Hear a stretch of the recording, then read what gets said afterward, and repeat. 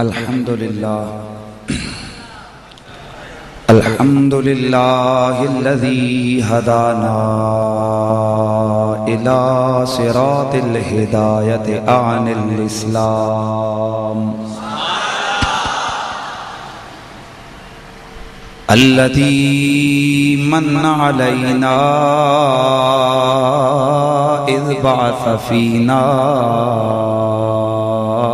خير الأنام والصلاة والسلام على سيدنا ومولانا محمد سيد الإنس والجان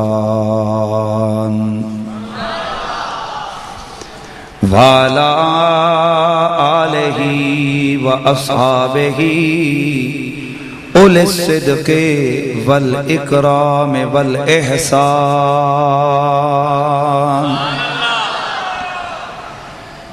أما بعد فأعوذ بالله من الشيطان الرجيم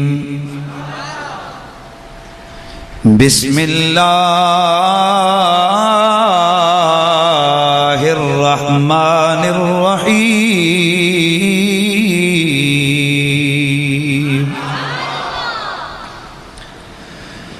فلا أقسم بمواقع النجوم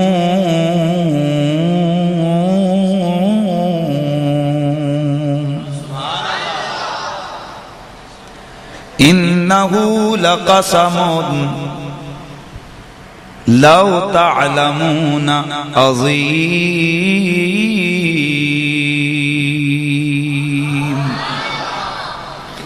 صلوا على الحبيب بصوتكم الأعلى الصلاة والسلام عليك يا سيدي يا رسول الله وعلى آلك وأصحابك يا سيدي يا حبيب اللہ۔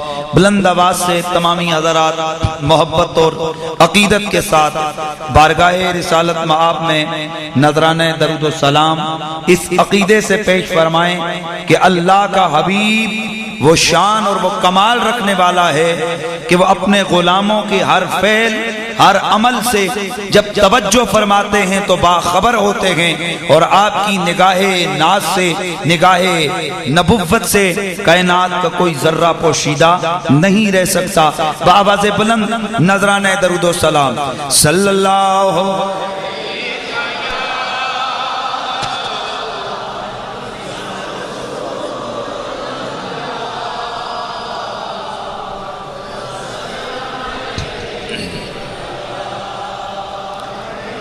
پیار سے ذرا آواز آئے صلی اللہ علیہ یا رسول اللہ وسلم علیہ یا حبیب اللہ۔ بعد از حمد و صلات لائق صد عزت و احترام و تکریم جمیع علماء اہل سنت، نقیب محفل، کثیر تعداد میں تشریف فرما میرے نبی کریم رؤوف الرحیم صلی اللہ علیہ وآلہ وسلم کے پیارے دیوانوں غلاموں، السلام علیکم ورحمت اللہ وبرکاتہ۔ حضرات گرامی القدر، آپ کے علم میں ہے کہ آج کی یہ تقریب تحفظ مزارات اولیاء و استحکام پاکستان کانفرنس کے نام سے موسوم ہے۔ میں نے قرآن مجید برہان رشید کی 2 آیات تلاوت کی ہیں۔ بظاہر آپ حضرات کو میرے آج کے عنوان کے ساتھ کوئی اس آیت کا ربط میں نہیں نظر آئے گا، لیکن جب میں اس کی تفسیر بیان کروں گا تو آپ سمجھ جائیں گے کہ ہمارا چنا گیا موضوع کتنا اہم تھا۔ میرا رب فرماتا ہے فلا اقسم بمواقع النجوم، ذرا ذوق کا اظہار فرمائیے، سبحان اللہ کی آواز آئی۔ فلا اقسم بمواقع النجوم، میں قسم کھاتا ہوں ان جگہوں کی جہاں سے ستارے ڈوبتے ہیں۔ بڑی اہم بات ہے، پڑھے لکھے لوگ ذہن کو حاضر رکھنا۔ فلا اقسم بمواقع النجوم، میں قسم کھاتا ہوں ان جگہوں کی جہاں ستارے جا کر ڈوب جاتے گئے۔ انہو لقسم، سنو یہ جو میں نے ستاروں کے ڈوبنے کی جگہ کی قسم کھائی ہے، لو تعلمون عظیم، اگر تم جانو تو یہ بہت بڑی قسم کھائی ہے۔ آپ ماشاءاللہ پڑھے لکھیں، اجی سب توجہ میری طرف چھوڑیں، جو ہو گیا ہو گیا۔ اللہ کریم قرآن مجید میں قسم کھا رہا ہے، کس کی؟ ستاروں کے ڈوبنے کی جگہ کی، جہاں جا کر ستارے ڈوبتے ہیں، مجھے اس جگہ کی قسم۔ اب قرآن مجید کا جو اسلوب ہے اس کے مطابق قسم دو وجہ سے کھائی جاتی ہے۔ بابا آج آپ کو میں نے عنوان دینا ہے نا، کچھ مواد دینا ہے، بتانا ہے کہ مزارات کی شان کیا ہے۔ قسم کھائے جانے کے دو مقاصد ہیں۔ نمبر ایک، قسم اس لیے کھائی جاتی ہے تاکہ سننے والا جو سامع ہے اس کو یقین دلایا جا سکے، اس لیے قسم کھائی جاتی ہے۔ اور نمبر دو،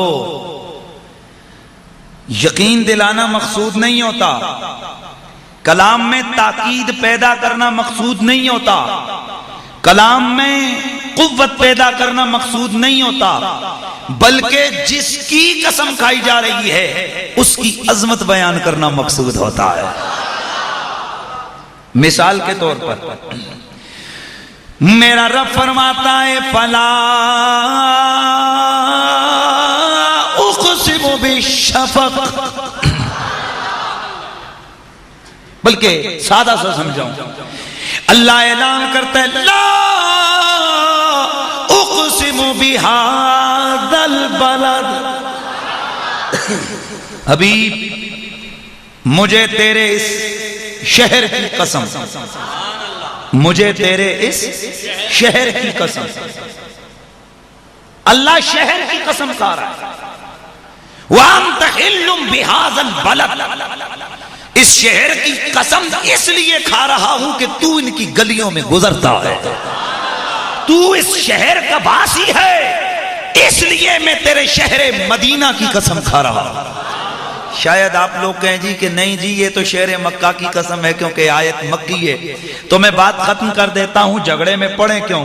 امام سیوطی فرماتے ہیں وَأَنْتَ حِلٌّ بِهَذَا الْبَلَدِ کا جملہ بتا رہا ہے، جہاں نبی جائے وہاں کی قسم۔ تو جب میرا رسول مکے میں تھا تو مکے کی قسمیں تھی، جب میرا رسول مدینے میں ہے تو مدینے کی قسمیں ہو گئی۔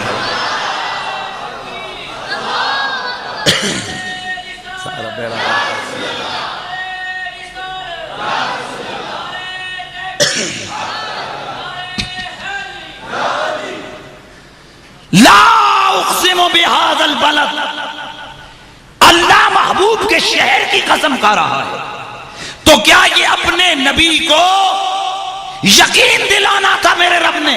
بولا نہیں، میں نے سننے والوں کو بتانا تھا کہ جس شہر میں میرے محبوب محمد کے قدم لگے وہ شہر بھی مجھے اتنا پیارا ہے کہ میں اس کی قسمیں کھاتا ہوں۔ تھوڑا مجھے اور آگے جانے دو، میرا اللہ فرماتا ہے قسم ہے محبوب مجھے ان ہانپتے کانپتے گھوڑوں کی، قسم ہے مجھے ان ہانپتے کانپتے گھوڑوں کی، جب یہ چلتے ہیں تو ان کے پاؤں سے گرد اڑتی ہے. توجہ رکھنا ہے. جب یہ دشمن کی صفوں میں داخل ہو، مجھے اس وقت ان گھوڑوں کے قدموں کی قسم، خاک کی قسم. توجہ میری طرف رہے. اے اللہ تو گھوڑوں کی قسمیں کھانے لگ گیا. یار توجہ میری طرف رکھیں اور بالکل دل جمعی سے سنے میری گفتگو. اے اللہ تو گھوڑوں کی قسمیں کھانے لگ گیا جن پہ ہم سواری کرتے ہیں. جانوروں کی قسمیں تو کھائے. جواب آتا ہے میں ہر جانور کی قسم نہیں کھاتا. میں نے جن گھوڑوں کی قسم کھائی ذرا ان گھوڑوں کا ٹائٹل تو دیکھو. یہ گھوڑے عام گھوڑے نہیں، یہ گھوڑے زرداری صاحب کے گھوڑے نہیں، یہ گھوڑے کسی امیر افیسر کے گھوڑے نہیں، یہ گھوڑے کسی وزیر اور مشیر کے گھوڑے نہیں، یہ وزیر اعظم کے گھوڑے نہیں. یہ گھوڑے میرے محمد کے ان صحابہ کے ہیں کہ جو ان گھوڑوں پہ بیٹھ کر جہاد کے میدان میں جاتے ہیں. تو میرا یار ہے. میرے مدنی کے صحابہ تو صحابہ ہیں. مجھے محبوب کے غلاموں سے اتنا پیار ہے کہ میں ان کے پاؤں تلے بیٹھنے والے گھوڑوں کے قدموں کی خاک کی بھی قسم کھا دیتا ہوں.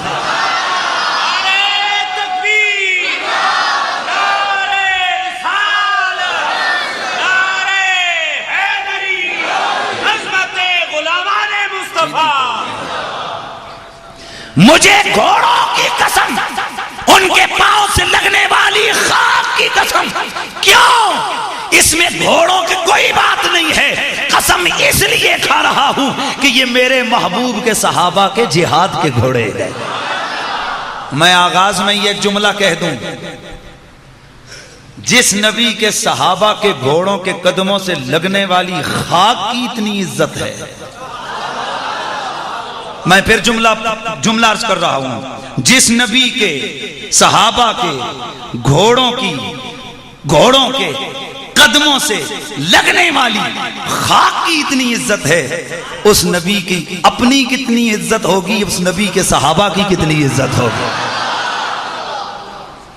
اس رسول کے صحابہ کی کتنی عزت ہوگی. اور صحابی ہے. ایک دن والا بھی صحابی ہے، 50 سال والا بھی صحابی ہے. حسین بھی صحابی ہے، حسن بھی صحابی ہے، علی بھی صحابی ہے، ابو سفیان بھی صحابی ہے، امیر معاویہ بھی صحابی ہے. تو صاحب میرے سے اور کوئی بات لمبی چوڑی بیان نہیں ہو سکتی. میں تو اتنا کہتا ہوں، جس نبی کے صحابہ کے گھوڑوں کے قدموں سے لگنے والی خاک کی اتنی عزت ہے کہ میرا رب اس کی قسم کھائے، اس نبی کے اپنے صحابہ کی کتنی عزت ہوگی. اور پھر مجھے آگے بڑھنے دو. اس نبی کے وہ صحابہ جو میرے رسول کے کندھے پہ بیٹھتے ہیں، ان کی کتنی عزت ہوگی. کندھے پہ بیٹھا علی، اور جس کے کندھے پہ میرا نبی بیٹھا اس کی کتنی شان اور عزت ہوگی. یہ میری دوران تقریر میری شروع ہونے سے پہلے ادھر سے کسی صاحب نے لگایا نعرہ حیدری، اور پچھلے محلے جو ایک بولے نعرہ تقی. انہیں مارے نعرہ تقی کتھوں، ایک بولے نعرہ حیدری. صاحب یہ سنیوں کا سٹائل نہیں ہے. سنی نعرہ تحقیق بھی سنی کا نعرہ ہے، نعرہ حیدری بھی. لیکن فرق یہ ہے کہ ہم ٹکراؤ میں دونوں نعرے نہیں لگاتے. یہ ٹکراؤ والا رنگ نہ لے کے آؤ تاکہ پتہ چلے ایک طرف رافضی بیٹھے دوسری طرف خارجی بیٹھا ہوا ہے. اس طرح نعرہ مارو پتہ چلے یہ سنی بیٹھا ہوا ہے. نعرہ تکبیر، نعرہ رسالت، نعرہ حیدری، نعرہ تحقیق، یہ طریقہ ہے. اور اگر کسی نے بیچ میں چھوڑ دیا دوسرا اس کو وابی نہ سمجھے. اگر حیدری چھوڑ دیا تو خارجی نہ سمجھے، اگر تحقیق چھوڑ دیا تو اس کو رافضی نہ سمجھے، برداشت کرے.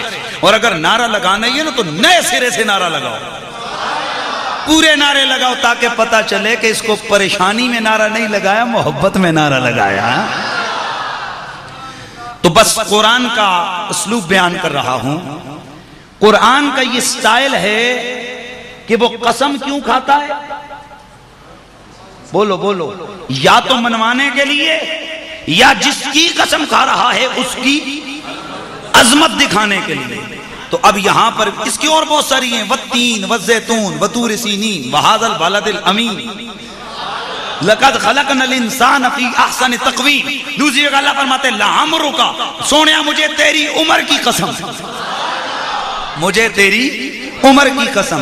اور کہنے والا بڑے محبت سے کہتا ہے کہ کوئی مثل نہیں جانی دی، کوئی مثل نہیں جانی دی، اور رب پیا قسم کھاوے تیری پاک جوانی دی، ہو تیری پاک جوانی دی، رب پیا قسم کھاوے تیری، پیار سے بولو تیری پاک جوانی دی، تیری پاک۔ میرا رب قسم کھا کے کہہ رہے فلا اقسم بمواقع النجوم،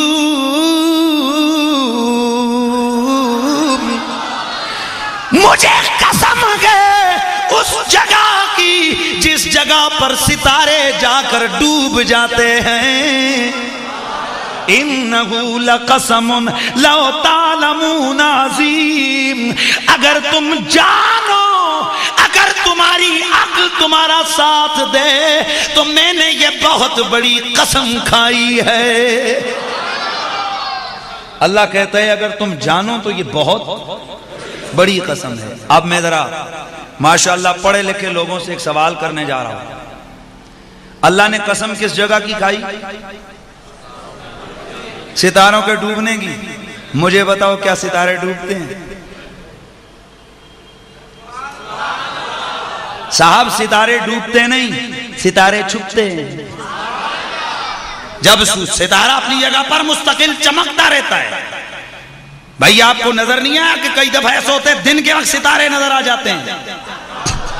کیونکہ جب سورج کی روشنی اور چاند کی روشنی تیز ہو تو اس کی روشنی کے پیچھے آپ کو ستاروں کی ٹمٹماہٹ نظر نہیں آ سکتی، اور جب سورج اور چاند ان کی روشنی اگر ختم ہو جائے، بادل اسے گھیر لیں تو دن کے وقت بھی، بولیے یار بولیے، کئی دفعہ ایسا ہوتا ہے کہ نہیں ہوتا؟ بولیے بولیے۔ تو صاحب ستارہ ڈوبتا نہیں، ستارہ چھپتا ہے۔ یار بڑے پیار کی بات کر رہا ہوں، اتنی عقلی بات کی اور اب تھکے ہوئے، سبحان اللہ۔ ستارہ ڈوبتا نہیں، ستارہ چھپتا ہے، اور اللہ کہہ رہے جتھے جا کے ڈوبے میں نو دی قسم۔ صاحب سورج تو جا کے ڈوبتا ہے نا، مشرق مغرب، چاند بھی ڈوبتا ہے، لیکن ستارہ ڈوبتا نہیں۔ ستارہ اوجل ہو جاتا ہے، وہ بھی ہماری نظروں سے، وگرنہ وہ مستقل اپنی جگہ پہ رہتا ہے۔ سورج اور چاند یہ متحرک ہیں قرآنی نقطہ نظر سے۔ والشمس تجری لمستقر لها ذلك تقدیر العزیز العلیم والقمر قدرناه منازل حتى عاد كالعرجون القدیم لا الشمس ينبغي لها ان تدرك القمر ولا الليل سابق النهار وكل في فلك يسبحون۔ ستارہ نہیں ڈوبتا، سورج ڈوبتا ہے یا چاند ڈوبتا ہے۔ اے اللہ تو کائنات کا رب ہے، تجھے تو بہتر علم ہے کہ ستارہ ڈوبتا نہیں، پھر یہ ستارے کی ڈوبنے کی جگہ کی قسم کیوں کھائی؟ اچانک میرے سامنے امام سیوطی کی وضاحت آ گئی۔ فرمایا قرآن کا کبھی ظاہری لفظ مراد ہوتا ہے، کبھی قرآن کا ظاہری لفظ اور ہوتا ہے، اس کی حقیقی معنی اور ہوتا ہے۔ مثال کے طور پر اللہ کا قرآن کہتا ہے، توجہ کرنے، مثال کے طور پر اللہ کا قرآن کہتا ہے من من کان فی ہذہ الاعمی فہو فی الآخرۃ اعمی، جو ادھر اندھا وہ قیامت میں بھی اندھا. آگے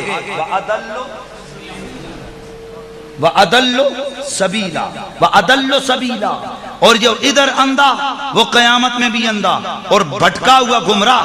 تو اب یہ تو ظاہری معنی بتا رہے اندھے سارے گمراہ. یار یہ ظاہری معنی کیا بتا رہا ہے کہ اندھے سارے گمراہ، حالانکہ فرمایا نہیں اس اندھے سے مراد یہ اندھا نہیں، اس اندھے سے مراد دل کا اندھا ہے، اس اندھے سے مراد دل کا اندھا ہے. اب دوسری جگہ آئیے، میرا اللہ قرآن مجید میں فرماتا ہے وَالنَّجْمِ إِذَا غَوَى مَا ضَلَّ صَاحِبُكُمْ وَمَا غَوَى فَالنَّجْمِ إِذَا غَوَى، مجھے ستارے کی قسم جب وہ نیچے اترے، مجھے ستارے کی قسم جب وہ ٹوٹتا ہے، مجھے اس ستارے کی قسم. بابا کیا اس ستارے کی قسم اللہ کا ہے؟ حضرت امام جعفر صادق نے فرمایا نانا اس سے مراد کیا ہے؟ مجھے ستارے محمد اپنے یار کی قسم جب وہ عرشوں سے اتر کے زمینوں کی طرف اترنے کے لیے آیا.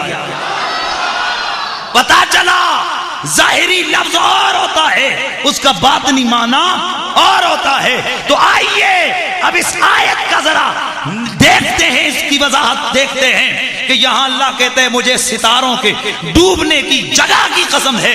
تو یہ ستاروں سے کیا مراد ہے؟ ان کے ڈوبنے کی جگہ سے کیا مراد ہے؟ تو حضرت شیخ محقق شیخ اکبر محی الدین ابن عربی رحمت اللہ تعالی علیہ، یہ وہ بندہ ہے کہ جس کے بارے میں میرا گولڑے کا پیر مہر علی،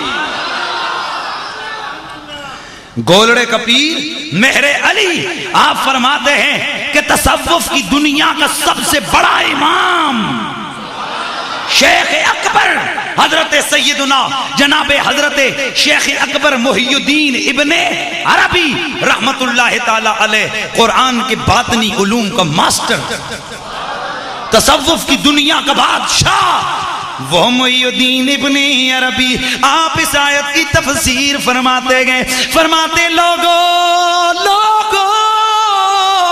اللہ کی وہ ذات ہے، اس نے قسم کھائی ستاروں کے ڈوبنے کی جگہ کی. تو یاد رکھو ستارہ ڈوبتا نہیں، پھر قسم کیوں کھائی؟ فرمایا سنو سنو، اس جگہ ستاروں سے مراد اللہ کے ولی ہیں، اور ان کے ڈوبنے کی جگہ سے مراد ان کے مزار ہیں. تو اللہ قرآن کے اندر اپنے ولیوں کے مزاروں کی قسمیں کھا رہا ہے.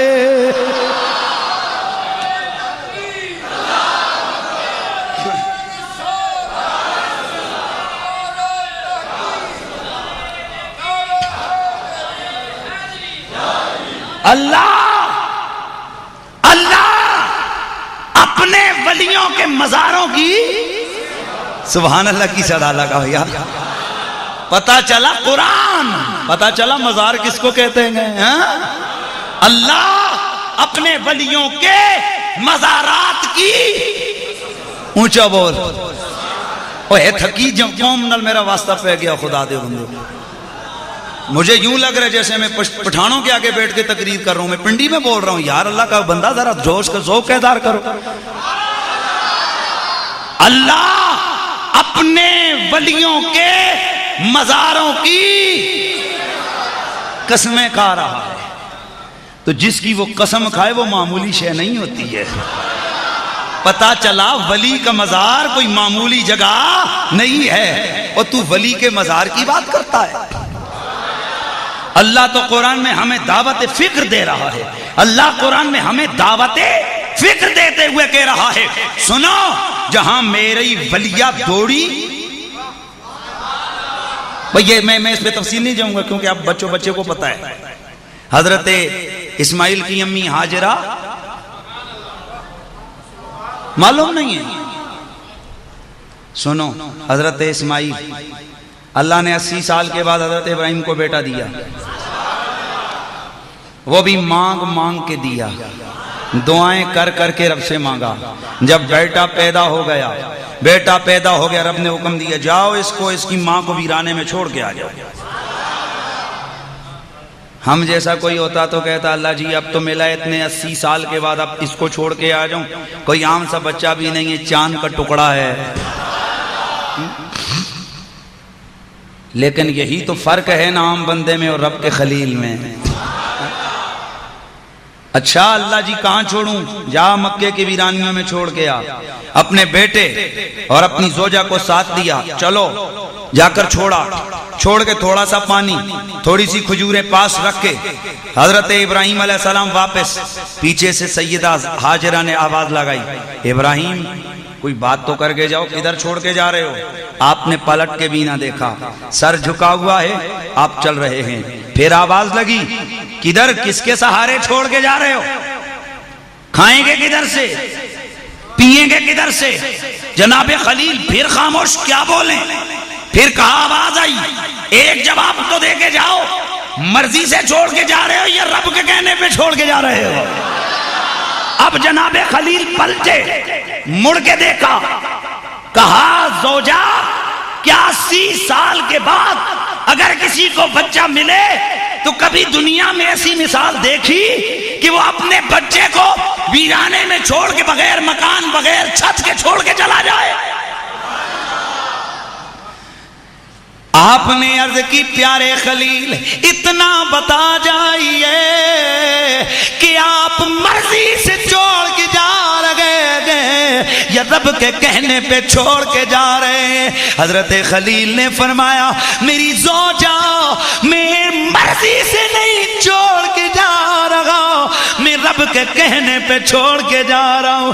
سیدہ مسکرانے لگی، فرمایا پھر رک جاؤ، یہ جو پانی یہ جو کھجوریں تم نے ادھر چھوڑی ہیں انہیں بھی ساتھ لے کے چلے جاؤ. اے ہاجرہ کیوں عرض کی ہے خلیل، اور جس رب نے بڑھاپے میں بیٹا دے دیا گئے وہی رب ہمیں کھلا بھی دے گا پلا بھی دے گا.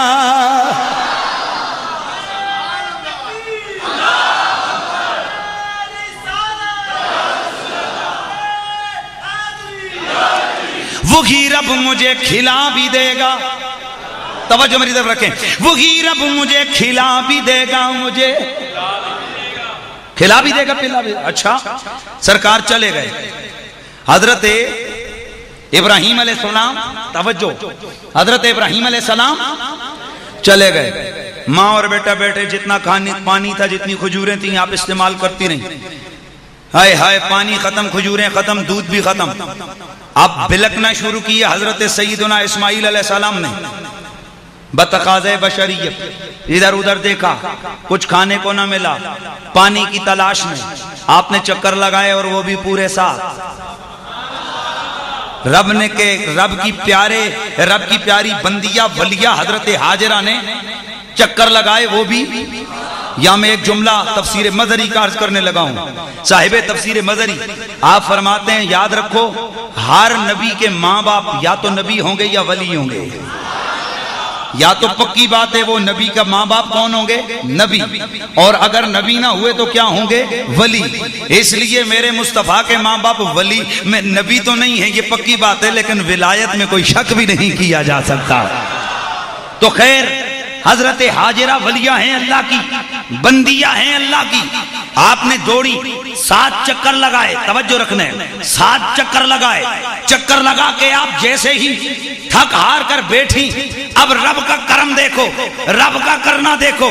حضرت اسماعیل علیہ السلام کی ایڑی لگی، جدھر سے ایڑی لگی وہیں سے پانی کا چشمہ جاری ہوا. ماں نے جب دیکھا تو بے قراری سے آگے بڑھی، چھوٹا سا بند باندھا، چھوٹا سا چشمہ سا بنایا، چھوٹا سا اس کو گڑا سا بنایا تاکہ اس میں سے جلدی جلدی خود بھی پانی پیوں، اپنے بچے کو بھی پانی پلا کر اس کی زندگی کو بچا سکوں. لیکن پانی تیز تھا، پانی زور سے نکلا. اس بند کو، وہ جو کنارے پہ چھوٹا چھوٹا کنارہ بنایا تھا، اس کو توڑ کر پانی جب آگے بڑھا، سیدہ نے فرمایا زم زم. اس زبان میں اس کا معنی تھا رک رک. کدھر جا رہے؟ رک رک. میرے مصطفیٰ نے فرمایا، بخاری کی حدیث ہے، لاؤ ترکت ام اسماعیل میرے مصطفیٰ فرماتے ہیں اگر اسماعیل کی امی اس زمزم کو زمزم نہ کہتی نہ روکتی تو یہ زمزم تمہیں کنواں نہ ملتا، یہ تمہیں کنواں نہ ملتا، یہ جاری نہر ہوتی جو تمہارے کھیتوں کو سیراب کر رہی ہوتی۔ سبحان اللہ کی آواز آ جائے یار، یہ ایک نہر ہوتی جو تمہارے کھیتوں کو سیراب کر رہی ہوتی، لیکن پانی رک گیا۔ پانی آپ کو معلوم ہے کہ ایک دن میں کروڑوں لیٹر ادھر سے نکلتا ہے، لیکن خشک نہیں ہوتا۔ کروڑوں لیٹر سے تو نہر بھی خشک ہو جاتی ہے، لیکن وہ زمزم کا کنواں آج تک جب سے ہے تب تک، اور میرے رسول نے فرمایا یہ قیامت تک خشک نہیں ہو سکتا۔ تو صاحب یہ زمزم کنواں چلا، سرکار فرماتے ہیں اگر اسماعیل کی امی اس کو کہ یہ روکتی نا کہ رک رک تو یہ چلتا ہی رہتا۔ کتنا چلتا؟ البتہ اے میرے صحابہ تمہارے کھیتوں کو یہ سیراب کر رہا ہوتا، لیکن رکا کیوں؟ آئے ہائے ہائے ہائے ہائے، رکا کیوں؟ اس لیے کہ اسماعیل کی ماں نے روکا۔ پتا چلا یار ولی کی زبان میں اتنی پاور ہے، وہ چاہے تو چلتے ہوئے کو روک دے اور رکے ہوئے کو چلا دے۔ زبان اللہ کے ولی کی یعنی اسماعیل کی امی کی استعمال روک۔ ہاتھ جوڑ کے عرض کرنا چاہتا ہوں، اتنا بتائیے کہ اس چشمے کو چلایا کس نے؟ اس کنویں کو بولیے چلایا کس نے تھا؟ تو آپ بڑے آرام سے کہہ سکتے ہیں اللہ نے۔ اب بتائیے روکا کس نے؟ میں پوچھتا ہوں چلایا رب نے، روکا ولی نے؟ تو جو تمہارا دستور ہے، تمہارا جو قانون ہے کہ نبی اللہ کے ٹکر میں لے آتے ہیں تو لے کے آنا ٹکر، اس کا مطلب ہے ولی اللہ سے جیت گیا۔ ابے پگلے یہ تیری گندی سوچ ہے، اللہ اور اس کے ولی ٹکراتے نہیں، یہ مزاج محبت ہے، یہ مزاج محبت ہے، یہ ادائے بے نیازگی ہے۔ جب پیار ہو جائے تو وہاں پر ناز برداریاں ہوتی ہیں۔ کیا مطلب؟ چلایا رب نے، ولی کے مزاج میں آیا، ضرورت کے لیے کہا رک جا تو پانی رک گیا۔ اے اللہ تو نے چلایا، ولی نے روک دیا، اس میں کہیں تیری رٹ کو چیلنج تو نہیں کر دیا گیا؟ ہائے ہائے ہائے، کہیں تیری رٹ چیلنج تو نہیں ہو گئی؟ کہا نا نا نا نا نا، جو میرا ہو نا میں اس کی رٹ، میں اس کی ادا کو اتنا برداشت کرتا ہوں کہ میں اپنی رٹ اور قانون کو چیلنج کرنا نہیں سمجھتا، بلکہ زبان اس کی ہوتی ہے، اختیار قوت میری ہوتی ہے۔ روکا اس نے، میں نے کہا چل پانی رک جا، کیونکہ بولی وہ ہے، زبان اس کی ہے، مرضی تو مجھ خدا کی ہے۔ بہرحال اسی پہ اگر میں رک گیا تو گھنٹہ یہیں پر میرا صرف ہو جائے گا۔ مختصر عرض کرتا ہوں، اسماعیل کی امی دوڑی، تو میرا رب اعلان کر دیا میرے پروردگار نے، ان الصفا والمروہ من شعائر اللہ۔ یہ صفا اور مروہ یہ پہاڑیاں ہیں کالے پتھروں والی، لیکن نانا ان پر میری ولیہ کے قدم لگے گئے تو یہ عام پہاڑیاں نہیں، یہ اللہ کی نشانیاں بن گئی ہیں۔ یہ اللہ کی کیا چیز؟ صفا اور مروہ پہاڑیاں، یہ اللہ کی نشانیاں ہیں۔ اللہ کی نشانیوں میں سے نشانیاں ہیں، اللہ کی نشانیاں۔ یا اللہ ان کا کریں کیا؟ ان کو کریں کیا؟ فرمایا وَمَن يُعَظِّمْ شَعَائِرَ اللَّهِ فَإِنَّهَا مِن تَقْوَى الْقُلُوبِ۔ اور کچھ نہیں کرواتا، لیکن جب ان پہاڑیوں کے پاس جاؤ نا تو ادب، ادھر جوتے مت پہن، ادھر تو قضائے حاجت کے لیے مت جا، وہاں گندی حرکت مت کر، بلکہ جب وہاں جائے تو 7 چکر گن کے لگا، جہاں سے میری ولیہ دوڑی وہاں تیز دوڑ، جہاں رکی وہاں رک، جہاں دعا کی دعا کر، کیونکہ تیرا ہاتھ اٹھے گا میں کہہ دوں گا کہ ہاتھ تیرا اٹھ گیا، قبولیت کا پیغام میری طرف سے آ گیا ہے۔ اے اللہ عزت کروا رہے پتھروں کی، کہا میں پتھروں کو نہیں دیکھتا، میں تو اپنے ولی کے لگنے والے قدموں کو دیکھتا ہوں۔ تو صاحب جہاں ولی کے قدم لگے وہ جگہ اتنی عزت والی ہے، تو جہاں رب کا ولی خود مزار میں لیٹا ہوا ہے وہ مزار کتنی عزت اور شان والا ہوگا۔ یہی عنوان دیا تھا نا مجھے صاحب، الحمدللہ میں عنوان کے ساتھ بڑا انصاف کیا کرتا ہوں۔ ابھی آگے آئیے، مزار بنایا کس نے؟ کچھ لوگوں کے ذہن میں کچھ عجیب سے سوچ ہوتی ہے، ارے قبر ہے نا، قبر یہ لفظ عام ہے، تیری بھی قبر میری بھی،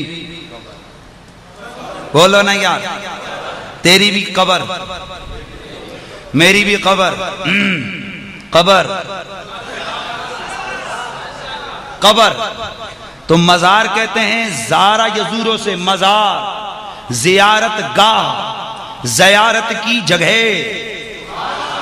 جہاں جا کر کوئی زیارت کرے۔ تو کیا تیری میری قبر اور وہ بھی مزار؟ بولا نہیں، مزار کس کی قبر بنتی ہے؟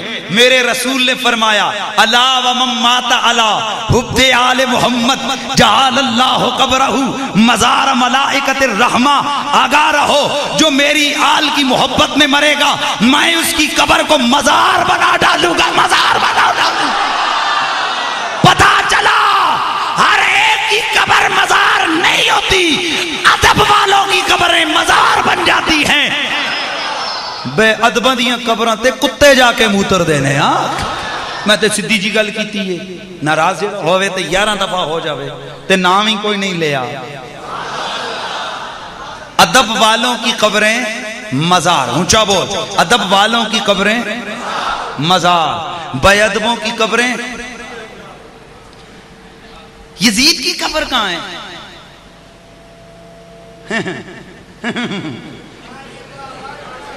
پتہ ہی نہیں ہے کائنات سے تاریخ میں۔ ایک جگہ میں نے تاریخ میں پڑھا کہ جس جگہ اس کی قبر تھی وہاں پر شیشے کا کارخانہ لگایا گیا، روز بھٹی جلتی ہے وہاں۔ میرے مولا حسین کا مزار کدھر ہے؟ کربلا میں۔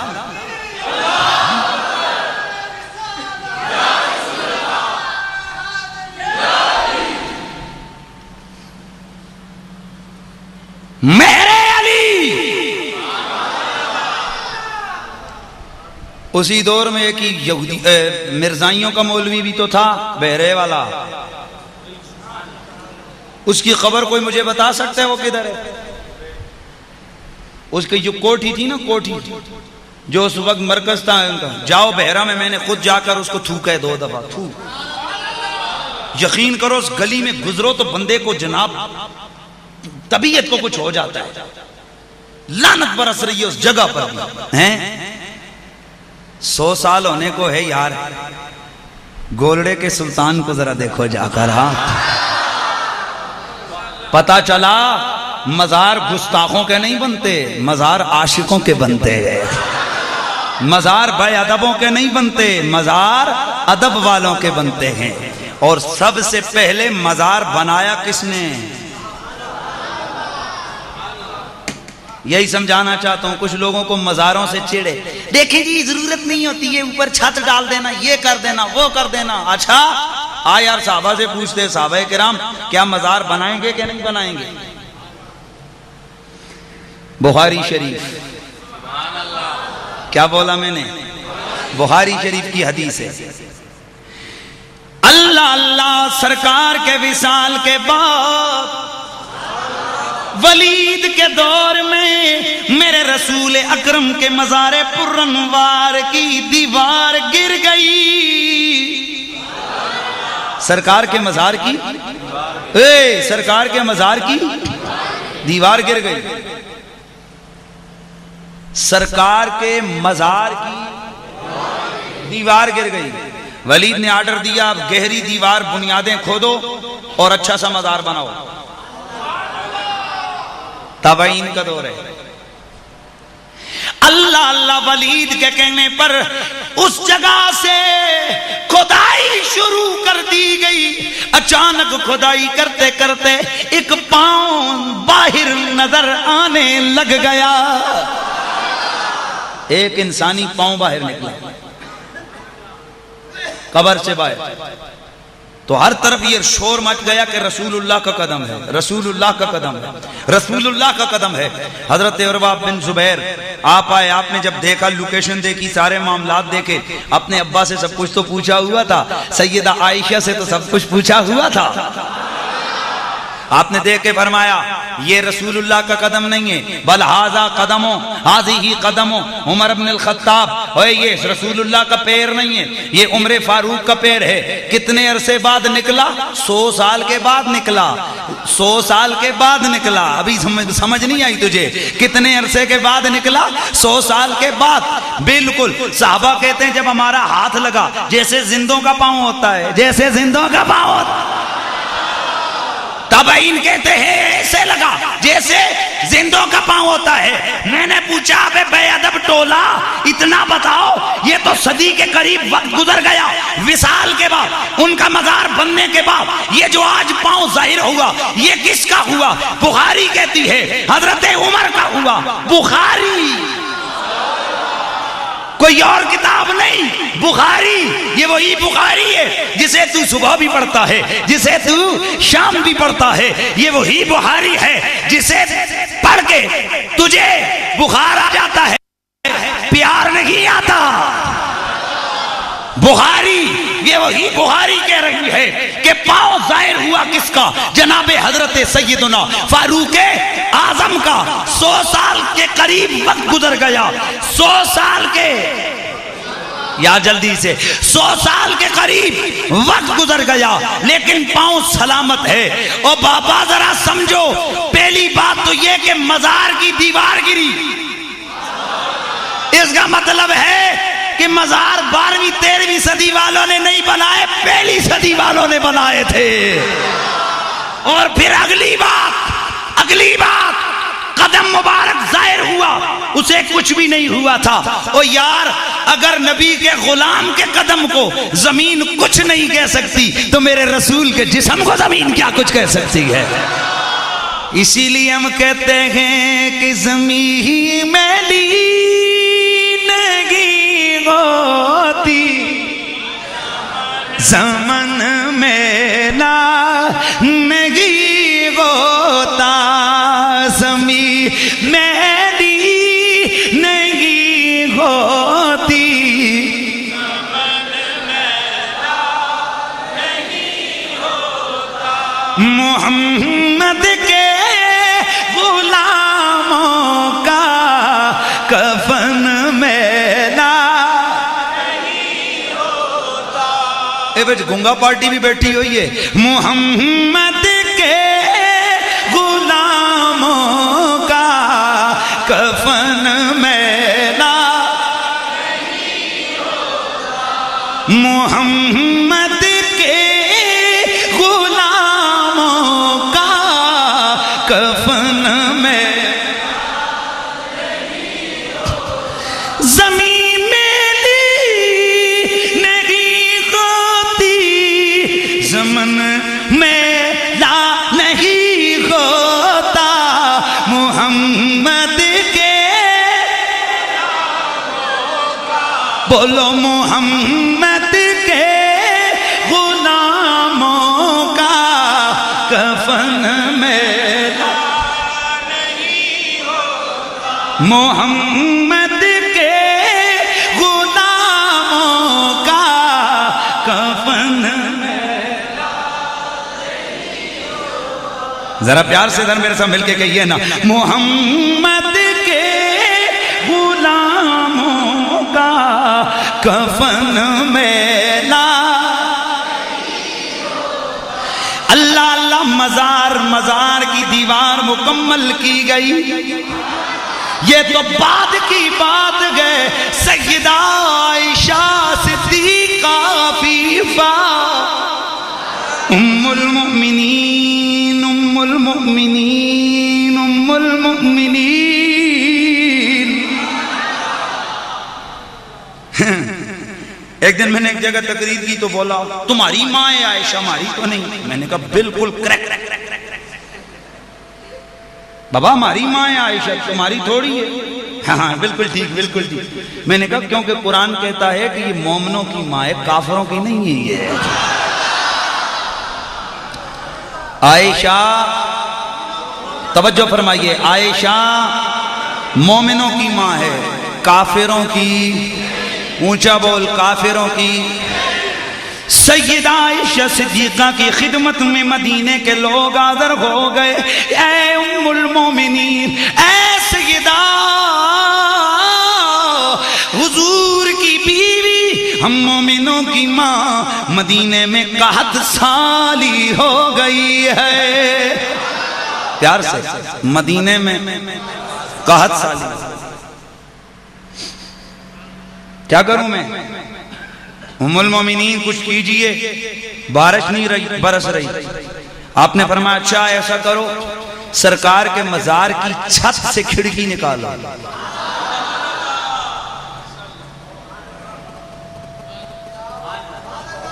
سرکار کے مزار کی چھت سے کھڑکی نکالو، چھت سے کھڑکی نکالو۔ انہوں نے ام المومنین کا کہا مانا، کھڑکی نکالی۔ آسمان اور قبر رسول کے درمیان جب پردہ حائل نہ ہوا، اتنی بارش برسی، اتنی بارش برسی۔ صحابہ فرماتے ہیں بعد میں مدینے والوں نے پکی کھڑکی رکھ دی۔ کبھی غور کیا ہو تو آج بھی سرکار کے گنبد پہ کھڑکی موجود ہے۔ پتا چلا چھت اس وقت بھی میرے رسول کے مزار کی تھی۔ آئے ہائے، میرے رسول کے مزار کی چھت اس وقت بھی تھی۔ کہا نہیں وہ تو نبی کا مزار ہے۔ میں نے کہا نبی کا بھی ہے، ساتھ ابو بکر کا بھی ہے، ساتھ عمر کا بھی ہے۔ اور کمال یہ ہے کہ یہ مزار بنایا کس نے؟ صحابہ نے۔ تو اگر مزارات بنانا شرک ہوتا تو کیا رسول اعظم کے غلام شرک کرتے رہے؟ یہ کیوں کہا، یہ کیوں کیا، یہ اس طرح مزارات کیوں بنائے؟ ارے کلمہ پڑھنے والوں، پتا چلا یہ مزارات، یہ قبہ، یہ رسول کے قبر منور کے اوپر چھت، اصحاب پیغمبر کے مزارات یہ کیوں بنائے؟ اگر یہ ناجائز امر ہوتا علی کبھی نہ ہونے دیتا، عثمان کبھی نہ ہونے دیتا، حسن کبھی نہ ہونے دیتے، حسین کبھی نہ ہونے دیتے، طلحہ و زبیر کبھی نہ ہونے دیتے، جناب عبد الرحمن بن عوف کبھی نہ ہونے دیتے، کبھی نہ ہونے دیتے۔ یہ میرے مصطفیٰ کے صحابہ کا مزار بنانا اس بات کی دلیل ہے کہ مزار بنانا شرک و بدعت نہیں، محمد عربی کے غلاموں کی سنت ہے۔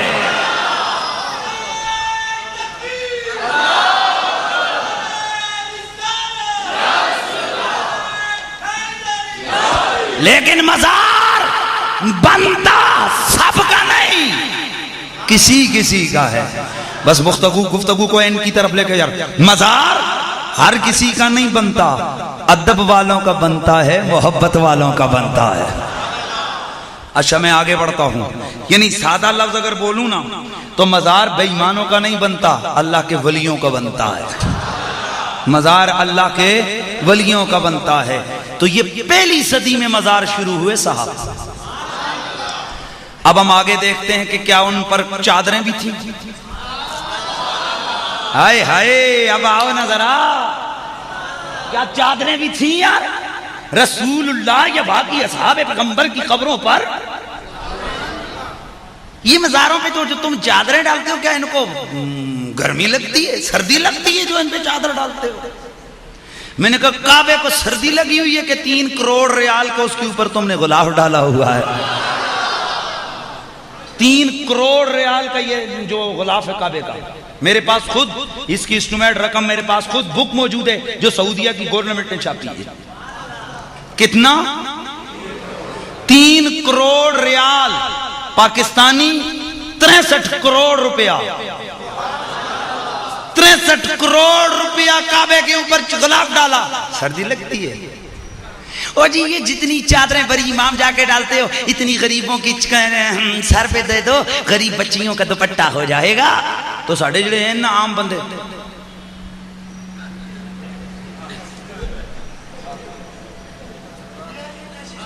اور یار یہ بیچاروں کی تو چادر 100 روپے کی ہوگی، 200 روپے کی ہوگی نا، تو یہ جو کعبے کے اوپر تمہیں 63 کروڑ روپے کا غلاف ڈالا ہوا ہے، 63 کروڑ سے پورے ایک شہر کی عورتوں کے کپڑے آ جاتے ہیں۔ ذرا لاؤ، غریبوں کو دے دو، بچیوں کو دے دو، یتیموں کو دے دو، مساکین کو دے دو۔ یار اگر ڈال نہیں ہے تو کعبے پہ مختصر سی چادر کا غلاف ڈال دو۔ بولا نہیں، جتنا بڑا گھر اتنی بڑی عزت والا کپڑا۔ میں نے کہا اب آیا نا، پتا چلا یہ سردی کے لیے نہیں ڈالا، عزت کے لیے ڈالا ہے۔ کس کے لیے ڈالا ہے؟ عزت کے لیے۔ اسی طرح قبر تو ملا کی بھی ہے، قبر تو تاجر کی بھی ہے، قبر تو ڈاکٹر کی بھی ہے۔ اب کیا پتا چلے ان میں سے ولی کون ہے؟ اس کے اوپر چادر ڈال دی تاکہ پتا چل جائے۔ باقیوں کی قبروں پہ آیا، اگر کوئی گڑبڑ ہو گئی چلو کوئی بات نہیں، لیکن ولی کی قبر پہ آیا، یہ قبر نہیں یہ مزار ہے، چادر ڈال کے بتا دیا، ہوشیار ہو گیا نا۔ یار مجھے ایک، ویسے میں نے غالباً کہیں پڑھا تھا یا کسی سے سنا تھا، چلو آپ کی نظر کر دیتا ہوں، یہ غلاف ڈالتے کیوں ہیں؟ چادر ڈالتے کیوں ہیں؟ صاحب نے کہا جناب یہ جو ہوتا ہے نا قرآن پاک کے اوپر غلاف، تو یہ غلاف اگر ڈلا ہو تو پتا چلتا ہے یہ عام کتاب نہیں، قرآن ہے۔ اور اگر کہہ دو نا کہ یار ادھر سے 5 10 15 کتابیں پڑھی ہوئی ہوں ادھر، ان میں ایک غلاف والا قرآن ہو، ایک آدمی ایسا ہو جو بے وضو ہو، اسے کہا جائے چل بھائی ادھر یہ کتابیں اٹھا، وہ باقیوں کو ہاتھ لگا دے گا، قرآن کو نہیں۔ ارے اس کو کیوں نہیں اٹھایا؟ یار دراصل میرا جسم پلید ہے، دراصل میرا جسم ناپاک ہے، میرا وضو نہیں ہے، اس لیے قرآن کو ہاتھ نہیں لگایا۔ تو کہا تم ولی کے مزار پہ چادر کیوں ڈالتے ہو؟ میں نے کہا ہم بھی اسی لیے ڈالتے ہیں تاکہ قبریں تو سب کی ہیں، ادھر آنا جانا سب کا لگا رہتا ہے، چادر ڈال دو تاکہ وہاں پاک ہی آ سکے، پلید وہاں نہ آ سکے۔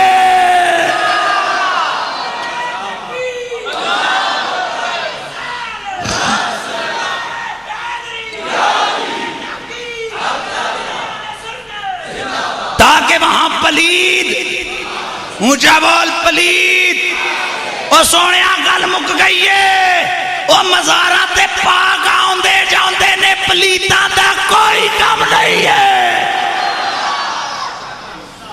پلیتاں دا محمد کے غلاموں کا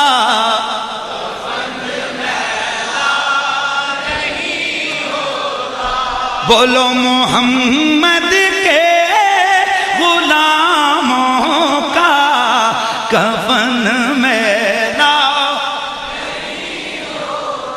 زمین میلی نہیں ہوتی، زمن میلا نہیں ہوتا، محمد کے غلاموں کا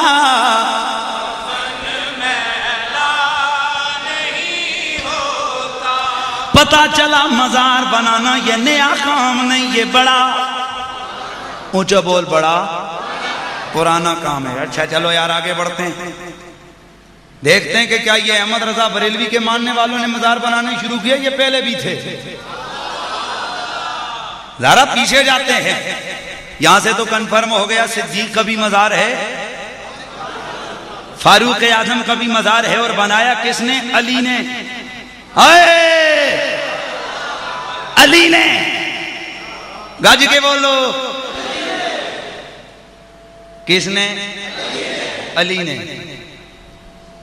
اچھا آگے بڑھتے ہیں صاحب، اتنا پتہ چل گیا، میں ایک نکتہ دے رہا تھا، شاید وہ ہاضمے آپ بہت سارے لوگوں کے کمزور ہوتے ہیں نا، تو اس لیے بس آگے بڑھ جاتے ہیں تاکہ ہاضمہ خراب نہ ہو جائے نا کسی کا۔ آگے بڑھتا ہوں، آؤ ذرا آگے جاتے ہیں، پہلی صدی، دوسری صدی، تیسری صدی، چوتھی صدی، پانچویں صدی، چھٹی، ساتویں۔ تو میں نے دیکھا حضرت سیدنا امام شافعی علیہ رحمہ، میرے امام احمد، میرے امام میں اعظم ابو حنیفہ رحمت اللہ تعالیٰ علیہ کے مزار پر آئے۔ کس پہ آئے؟ مزار پہ آئے، وہاں کر فاتحہ پڑھی، اور اس کے بعد انہوں نے نماز پڑھی. تو فقہ شافی میں رفع یدین درست ہے، فقہ حنفی میں رفع یدین جائز نہیں ہے. تو وہاں انہوں نے رفع یدین نہیں کیا. آپ کے ساتھ تھے آپ کے غلام، آپ کے ساتھ تھے آپ کے شاگرد، انہوں نے کہا واہ جی واہ امام صاحب، مسلک اپنا چھوڑ دیا آپ نے رجوع کر لیا ہے، کیا آپ نے بھی عدم رفع یدین والی روایات کو لے لی ہے؟ آپ نے فرمایا نہیں. تو کہا صاحب ادھر آپ نے رفع یدین نہیں کیا، آپ ادھر رفع یدین کرتے تھے. آپ نے فرمایا جس امام کی مزار پہ میں آیا تھا نا، دراصل یہ اتنا بڑا ولی ہے، اتنا بڑا امام ہے کہ اس کی قبر پہ آ کے مجھے رفع یدین کرتے ہوئے شرم آ رہی تھی کہ اتنے بڑے امام کے سامنے اپنا طریقہ کیوں اختیار کروں، آج اسی کے طریقے پہ نماز پڑھتا ہوں. پتا چلا امام شافعی جیسے بزرگوں کا بھی عقیدہ ہے کہ قبر میں لیٹے ہوئے کو پتا ہوتا ہے کہ کون کیا کر رہا ہے، کیا پڑھ رہا ہے، کون کیا کر رہا ہے، کون کیا پڑھ رہا ہے. آگے بڑھیے. امام اعظم ابو حنیفہ کا بھی مزار، حضرت امام بخاری، بسم اللہ، بستان المحدثین، امام بخاری رحمت اللہ تعالی علیہ. امام بخاری آپ حضرت امام سیدنا امام زین العابدین رضی اللہ تعالی عنہ یا علیہ السلام، سنی جو مرضی یہ کہہ دے، کیونکہ سنی علیہ السلام بھی کہے تو وہ نبی سمجھ کے نہیں کہتا، نبی کا غلام سمجھ کے کہتا ہے.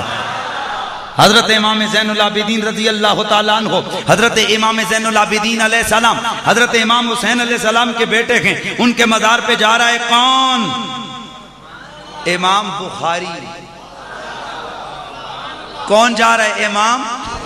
پتا چلا یہ مزاروں پہ جانے والا کام نیا نہیں ہے صاحب، اور یہ مزار بننے والا کام بھی نیا نہیں ہے. بخاری کے سامنے بھی مزار تھا.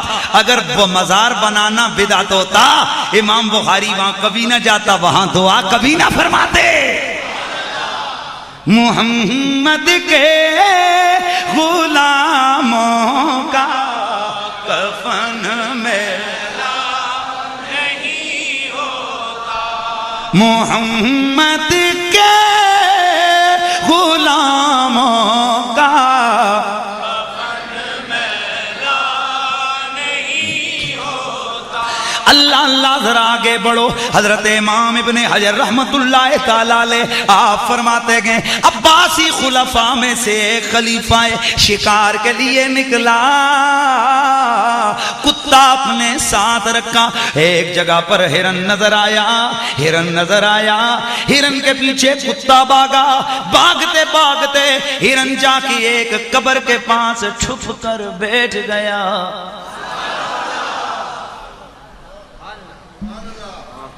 ہرن جا کے بہ گیا، کتا دوڑ کے گیا نا تو وہ جو مزار کا آتا تھا نا اتھو اگے نہ جاوے، چپ. بادشاہ اس کو شابہ شابہ کر رہا ہے، سمجھ آئیے، بادشاہ اس کو ایگری کر رہے، چل حملہ کر، پکڑ اس کو بیٹھے ہوئے، پر کتا آگے نہیں بڑھ رہا. بادشاہ سر پکڑ کے بیٹھ گئے. یار ہرن کو بھاگنے میں تکلیف تھوڑی ہوتی ہے، وہ بھی بھاگ جاتا. چلو وہ نہیں بھاگا، کتا تو پکڑ لیتا. کتا ادھر نہیں جا رہا، وہ ادھر سے نہیں جا رہا. کتا ادھر نہیں جا رہا، وہ کتا مزار پہ نہیں جا رہا، وہ مزار سے نہیں جا رہا. کیا بات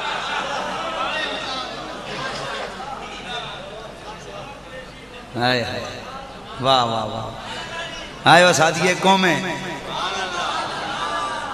پھر سنیے، کتا مزار پہ نہیں جا رہا، وہ مزار سے نہیں جا رہا. میں نے کہا کتے تو مزار پہ کیوں نہیں جا رہا؟ کہا یار پلید ہوں نا.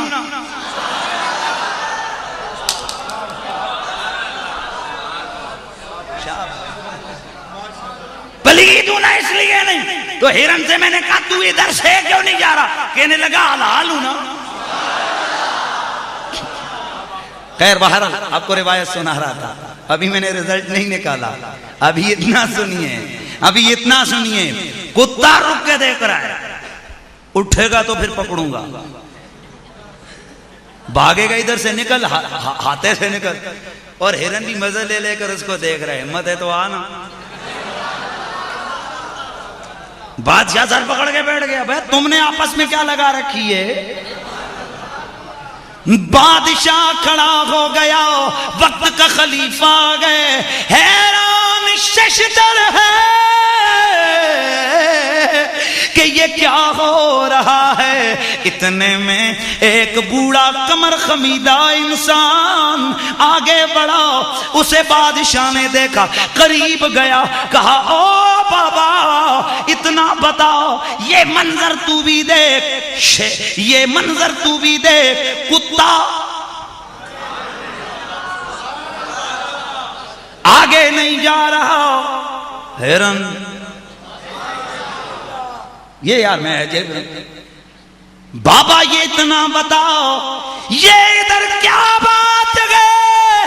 بابا کہنے لگا او بادشاہ کیا تجھے نظر نہیں آ رہا یہ مزار ہے، یہ مزار ہے۔ کہا کس کا مزار ہے؟ کہا مجھے اور تو پتا نہیں، زین العابدین حسین علی وقار کے بیٹے امام زین العابدین کو میں نے ادھر کئی دفعہ آتے جاتے دیکھا ہے۔ میں نے ایک دن ان سے سوال کیا تو انہوں نے مجھے بتایا تھا کہ یہ مزار مولا علی کا ہے۔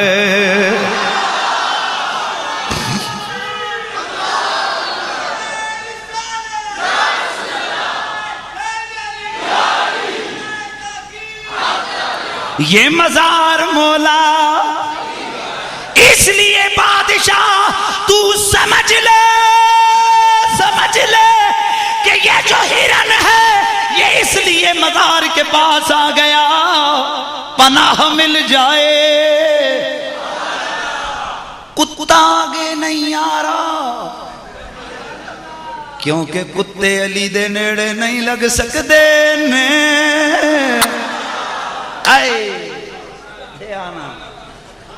کتے علی نو پونک تے سکتے نے؟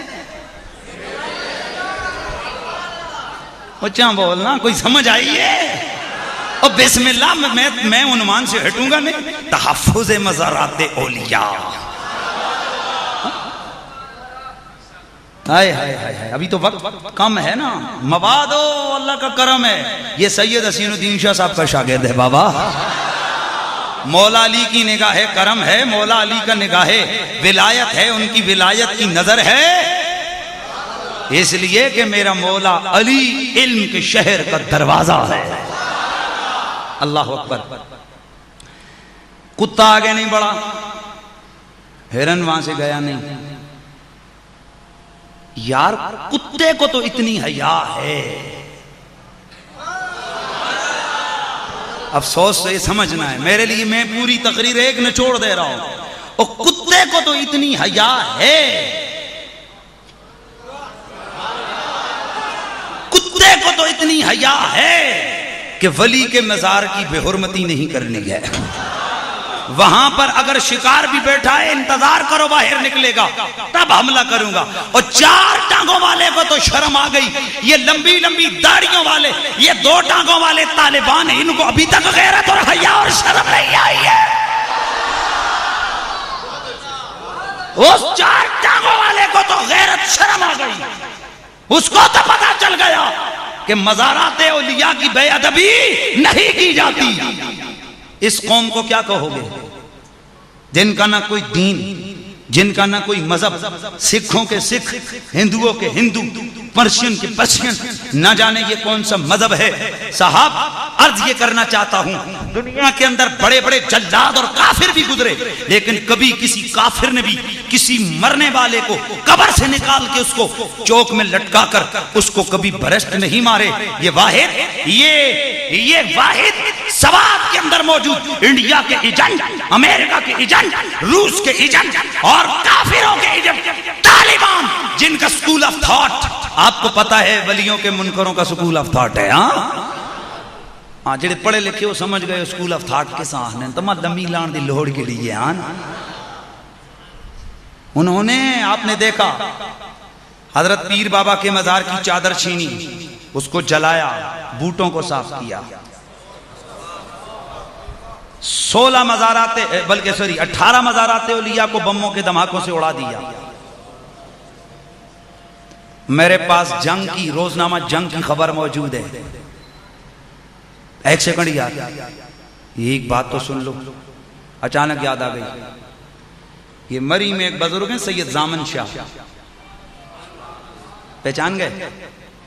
ان کے مزار پہ ایک مجاور بیٹھتا تھا، ایک صوفی سے ہے، وہ اب بھی ادھر ہوتا ہے، مقبول نام ہے غالباً اس کا، صوفی مقبول. ایک دن وہ کہتا ہے کہ میں رات کو جو ہے نا میں کہیں ادھر ادھر تھا تو کوئی آیا نا،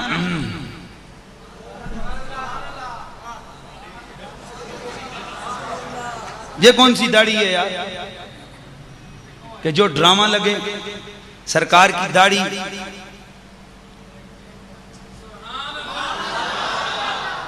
مٹھی برابر داڑھی، یہ اتنی لمبی داڑھی، کیا ہے اس کا تصور؟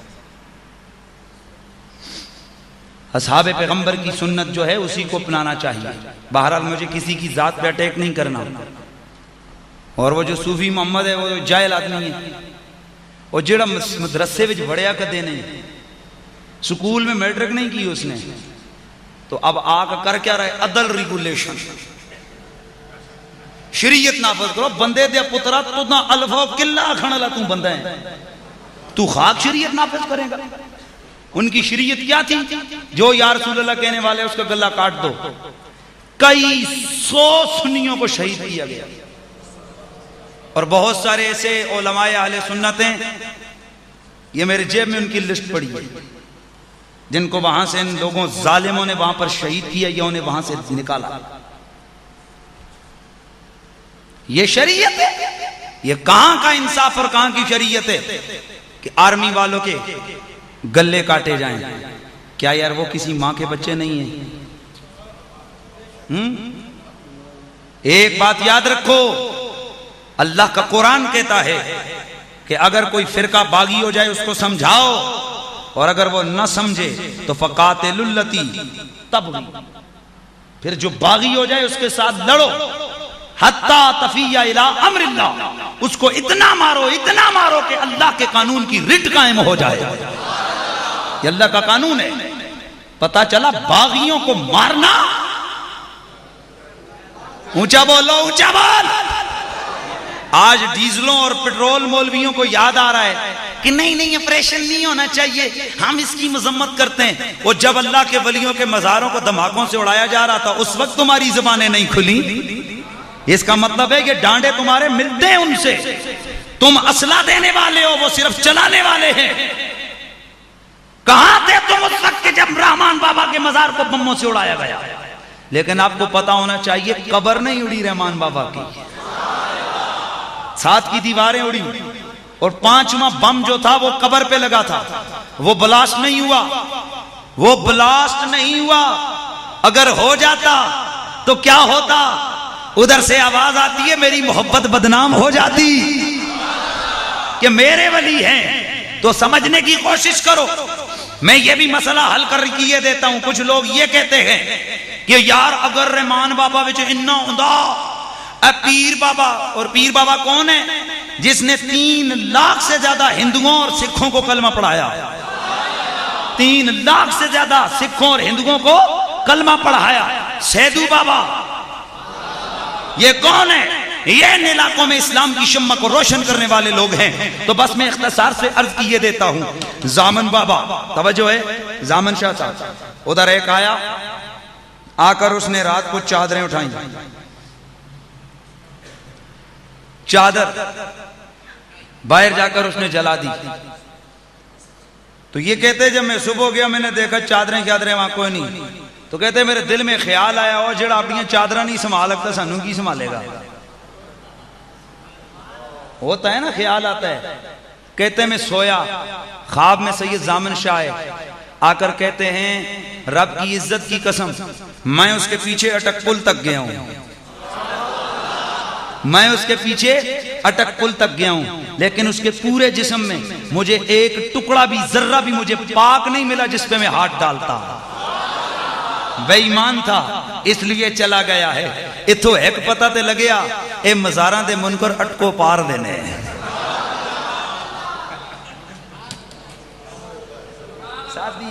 سادی قوم نہ کوئی سمجھے تے نہ کوئی۔ وہ ایک گل تے پتہ چلی اے اٹکوں پار دینے، یہ اٹک پل کے اس طرف کے ہیں جو مزاروں کو اتھے آئے بسے نے، لیکن اچھا ایک یہ دلیل آگے، میں کوئی مسئلہ سمجھا رہا ہوں یار، ایمان نہیں تھا نا بچ، روزنامہ جنگ میرے پاس موجود ہے، اس کی خبر آپ نے بھی پڑھی ہوگی، جس نے پڑھا ہے وہ ہاتھ کھڑا کر کے اس کی تصدیق کرے کہ جنہوں نے بم نصب کیے تھے نا ان میں سے ایک پکڑا گیا، اس کو جیل میں ڈالا گیا، وہ روز اندر چیختا ہے بابا مجھے مت مار، بابا مجھے مت مار۔ 4 پکڑے ہوئے ہیں، 4، 3 پہ کوئی اثر نہیں، پر ایک چیختا ہے بابا مجھے مت مار۔ پتہ لگیا اس دے اندر کوئی ایمان دی رتی تھی، کچھ تھا نا۔ یہ روزنامہ جنگ کی خبر ہے۔ پاگل ہو گیا، کیا ہو گیا؟ بول، پاگل ہو گیا اللہ کے ولیوں۔ تو اللہ کہتے ہیں من عادی لی ولی فقد آذنتہ بالحرب، اور جو میرے ولی کے ساتھ لڑائی کرتا ہے نا اس کے خلاف میرا اعلان جنگ ہے، میرا، اللہ کہتے ہیں میرا اعلان جنگ ہے۔ کوئی بھی مسلمان ایمان والا اللہ کے ولیوں کے مزارات کی توہین نہیں کر سکتا، اور اگر ایمان والا کرے تو اس کا رگڑا بھی تو بولو اس کا رگڑا بھی تو لگتا ہے۔ حضرات گرامی القدر،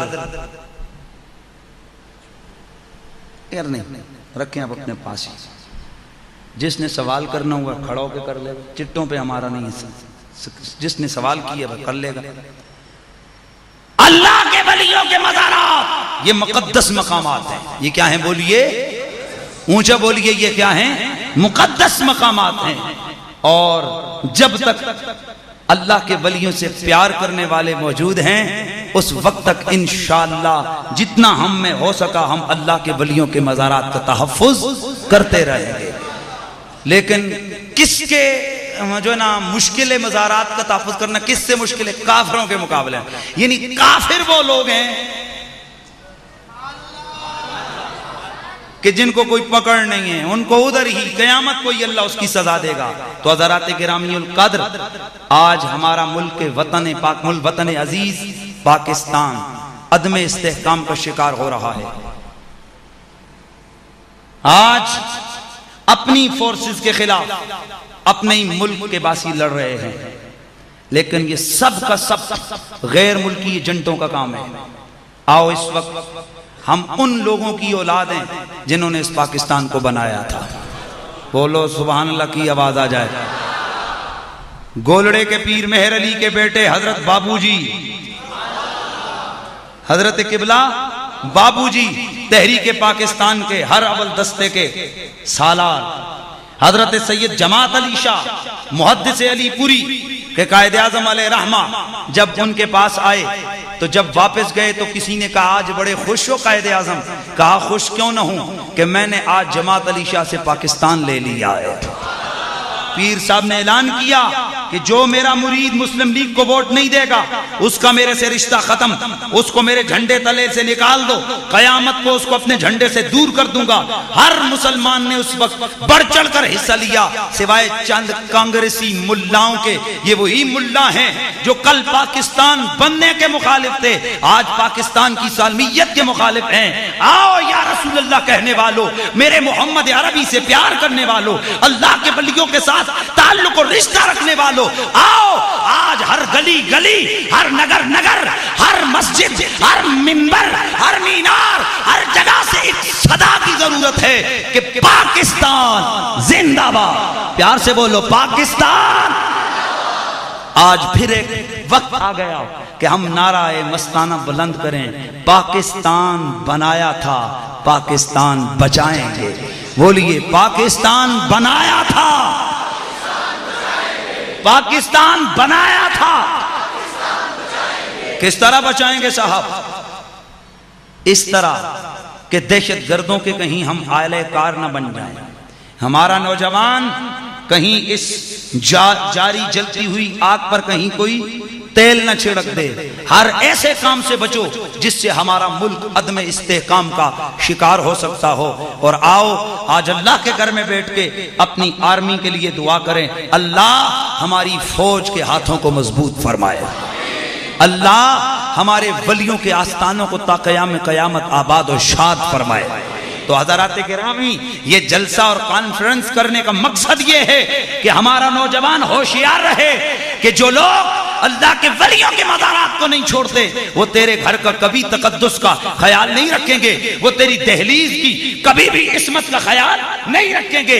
اس لیے جو اللہ کے ولی کے مزار کو پامال کر سکتے ہیں وہ تیرے حجرے، وہ تیرے ڈرائنگ روم کو، وہ تیرے کچن کو، وہ تیرے گھر کو بھی رون سکتے ہیں۔ لہذا آؤ یا رسول اللہ کہنے والوں، ضرورت اس امر کی ہے کہ ہم لبیک یا رسول اللہ کہہ کر منظم ہو جائیں اور اس تیاری میں رہیں۔ ہاں اس تیاری میں رہیں کہ ولیوں کا دشمن پنڈی میں آیا چن چن کے رگڑ لگائیں گے، لیکن جب تک ہماری آرمی زندہ ہے نا، اگر کسی نے بےغیرتی نہ کی تو، اگر کسی نے بےغیرتی نہ کی تو الحمدللہ پاکستان کی آرمی بڑی دلیر آرمی ہے۔ ہاں میں تو حیران ہوتا ہوں ان بے ایمانوں یزیدیوں پر کہ جو آج اپنے ہی ملک کی آرمی کے خلاف بیان دے رہے ہیں اخباروں میں، اور ہماری بغلوں کے نیچے گھسے ہوئے ہیں یہ بے غیرت۔ دباؤ جاؤ انڈیا میں جس سے تمہارے باپ دادا کا رشتہ تھا، جاؤ اندرا گاندھی کے چرنوں میں بیٹھو کہ جو تمہارے سالانہ جلسوں میں آ کر بیٹھ کے کہتی تھی ہمارا ان سے پرانا تعلق ہے، یہ وہ پرانا تعلق نبھا رہے ہیں۔ لیکن یہ داتا کے دیوانے، یہ خواجہ کے دیوانے، یہ خواجہ مہر علی کے دیوانے، یہ پاکستان کے لیے کٹ مرنے کے لیے تیار ہے۔ یار ایک بات کرتے ہیں، اللہ کے گھر میں بیٹھے ہو جھوٹ نہیں بولنا، میں اپنا دل کی بات کرتا ہوں، مجھے آپ کا پتہ نہیں، میں تو رب کی عزت کی قسم کھا کے کہتا ہوں، اگر میرے وطن کو میری جان کی ضرورت پڑے نا، اور مجھے کوئی ایسا بندہ جو ملک کا کوئی مثال کے طور پر ہمارا جرنل ہے وہ کہہ دے کہ یار ہمیں ضرورت ہے کہ تم اپنے جسموں سے بم باندھو اور تمہارے بموں کی وجہ سے ہمارا ملک بچے گا، میں رب کی عزت کی قسم کھا کے کہتا ہوں میں 2 منٹ بھی دیر نہیں لگاؤں گا۔ اب آپ میں سے وہ بندے ہاتھ کھڑے کرو جو اپنے وطن کے لیے ٹکڑے ٹکڑے ہونے کو تیار ہے۔ ماشاءاللہ، سبحان اللہ، سبحان اللہ، نعرہ تکبیر، نعرہ رسالت، نعرہ حیدری، نعرہ حیدری، نعرہ تحقیق، نعرہ غوثیہ، اسلام، اسلام، پاکستان، پاک فوج، پاک فوج۔ اللہ تعالیٰ آپ کی اور میری حاضری کو اپنی بارگاہ میں شرف قبولیت عطا فرمائے۔ وآخر دعوانا ان الحمدللہ رب العالمین۔ شمع بز میں ہدایت پیدا آسیو